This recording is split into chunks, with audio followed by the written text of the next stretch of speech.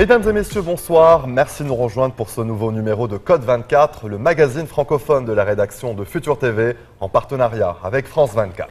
Code 24, votre code d'accès à la planète info. Passons tout de suite au sommaire de cette édition. On ira d'abord en Californie qui connaît sa 5e année de sécheresse et sa pire.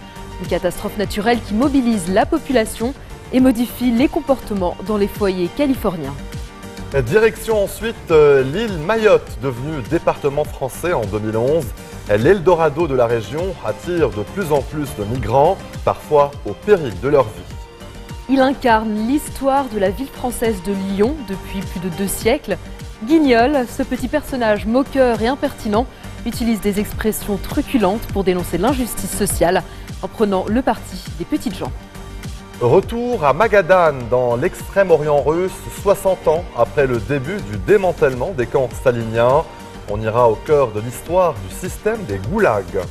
Coup de projecteur sur l'opération Marne, l'une des principales missions menées cet été par l'armée française et ses alliés dans le cadre de l'opération Barkhane au Mali. L'exploitation sexuelle des mineurs, un fléau répandu au Pakistan, un problème encore tabou dans un pays très conservateur et où la police est accusée de laxisme.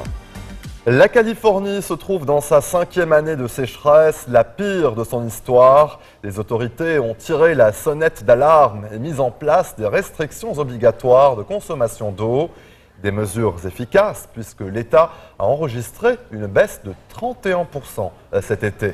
Les craintes quant à une pénurie d'eau s'enveniment. Les cours d'eau et lacs se sont peu à peu recroquevillés sur eux-mêmes. Les Californiens, depuis un demi-siècle, pompent plus d'eau de leurs sources qu'elles ne sont remplacées, appauvrissant ainsi inexorablement leurs réserves aquifères. Le dessèchement a d'ores et déjà coûté 17 100 emplois, ainsi qu'environ 2,2 milliards de dollars à l'économie. En Californie, la sécheresse mobilise alors la population et modifie les comportements dans les foyers et en cuisine, comme le montre ce reportage de Valérie Desfers et Sébastien Vuagna. Démolir sa piscine au marteau-piqueur. En Californie, de plus en plus d'habitants décident de franchir le pas. Paul dépense aujourd'hui 8 000 € pour s'en débarrasser. Avec cette sécheresse, en tant qu'habitant et citoyen américain, je me devais de faire quelque chose pour ma communauté. Et donc je détruis ma piscine.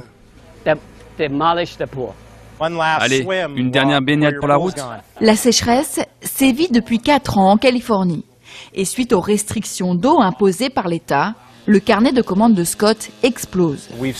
Nos commandes pour démolir des piscines ont augmenté de 30%. Les clients nous expliquent que c'est à cause de la sécheresse et pour conserver de l'eau. Notre volume de commandes a vraiment augmenté. Les initiatives anti-sécheresse se multiplient en Californie. Dans ce parc de Los Angeles, une association écologique organise des visites gratuites pour montrer à la population comment économiser l'eau. Beaucoup d'arbres sont morts en Californie et à Los Angeles. Je crois qu'on en a perdu 14 000 dans les parcs nationaux. 50% de la consommation d'eau sert à arroser les jardins et les parcs. Alors ici, on incite les habitants à récolter l'eau de pluie. Lorsqu'on tourne le robinet, nous n'utilisons pas que de l'eau, mais aussi de l'énergie. C'est pour ça qu'on doit utiliser des cuves pour facilement récupérer l'eau de pluie.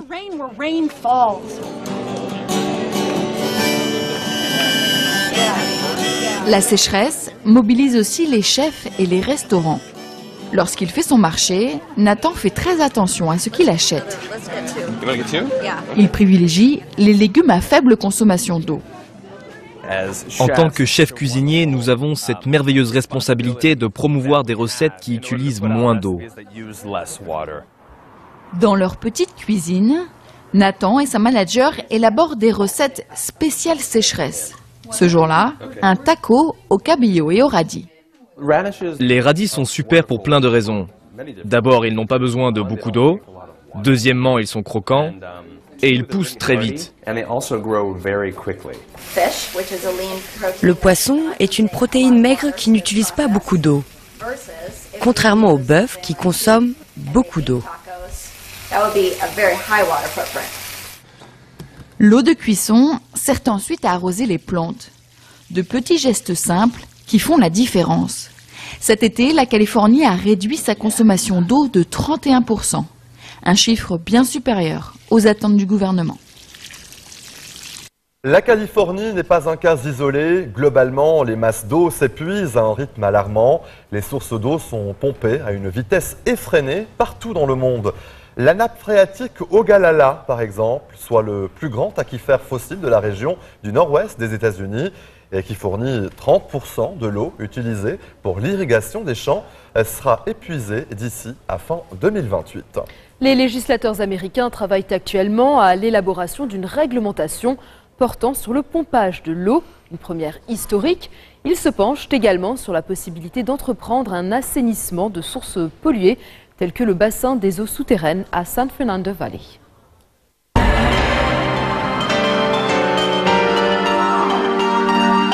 À l'heure où des milliers de migrants fuient le Moyen-Orient pour l'Europe, à 8000 km, se joue aussi un autre drame de l'immigration. Depuis plusieurs années, les Comoriens fuient la misère, la corruption et l'instabilité politique de leur pays pour Mayotte, la française. Car Mayotte est depuis 2011 un département français, l'Eldorado de la région. Les flux migratoires sont constants.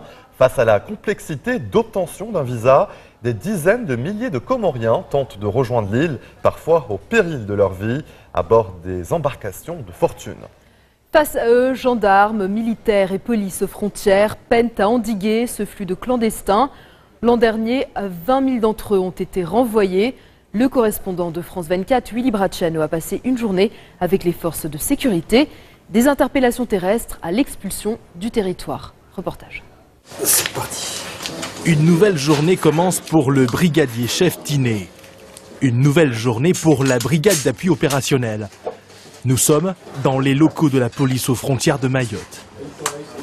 La mission de ces policiers, traquer les clandestins. Ouais, là, on va aller faire une patrouille. On va commencer par le secteur de l'abattoir. Position. Ouais, juste à côté de où on s'est fait pareil. Il est 9h du matin. Ce sera une descente surprise dans le quartier populaire de la Vigie. Commence alors un jeu du chat et de la souris entre forces de l'ordre et clandestins. Là, c'est les gosses. Là. Les gosses. Les clandestins sont en majorité comoriens. Depuis 20 ans, ils ont besoin d'un visa pour venir à Mayotte. Mais beaucoup estiment être encore chez eux ici. Moi, je suis comoré. On a Mayotte, ça, c'est un peu comoré. Mais même si ici, c'est Mayotte, ça, c'est un peu comoré. Oui, regardez bien. C'est français ici? Non, c'est pas un pays français. Hein. C'est ça, hein. Ça, c'est un peu comoré. Hein. Ouais, il faut qu'on parte alors. Hein. Le Comore, c'est 4 îles. Plus maintenant, depuis que Mayotte a choisi la France. Et depuis 4 ans, c'est un département français, oui. Le nouvel Eldorado de la région.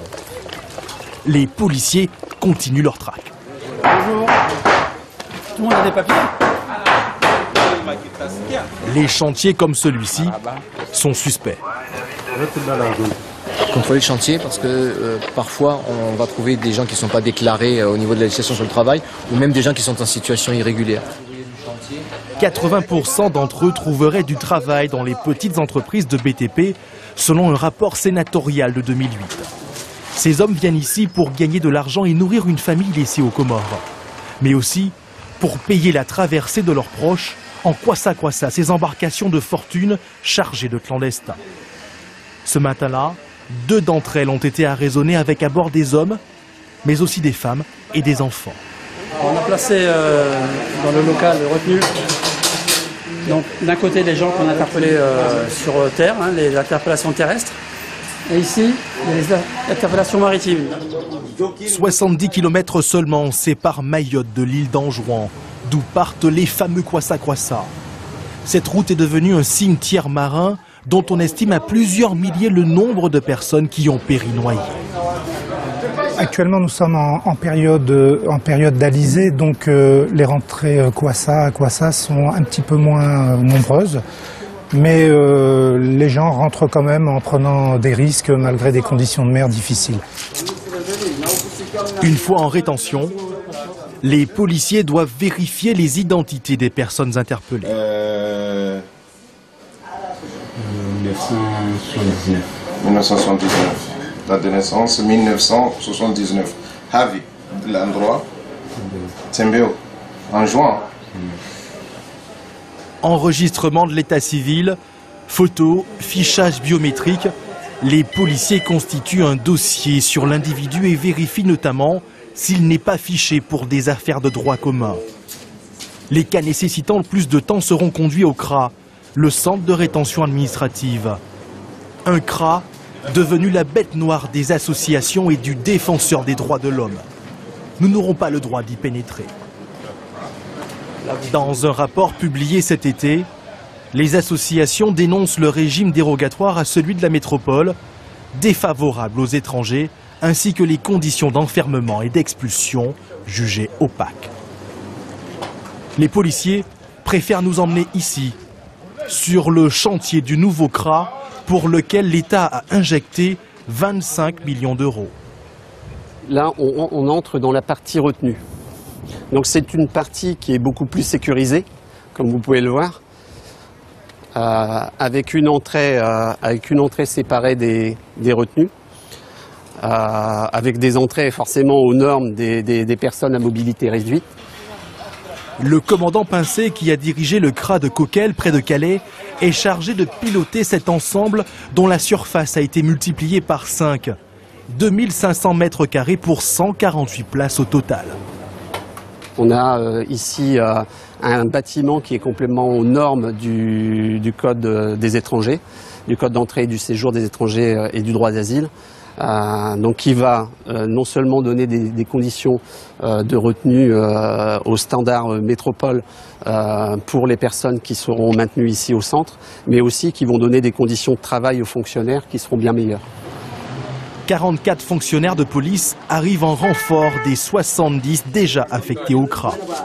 À Mayotte, la machine à expulser bat son plein. Arrêtées le matin, ces personnes ne passeront pas la nuit sur l'île. 139 Comoriens seront renvoyés chez eux. Ici c'est Comore, je répète toujours, ici c'est Comore. Ils ont été 20 000 l'an dernier à connaître le même sort et la tendance semble se confirmer cette année. Restez sur Futur TV, on revient dans quelques minutes, à tout de suite.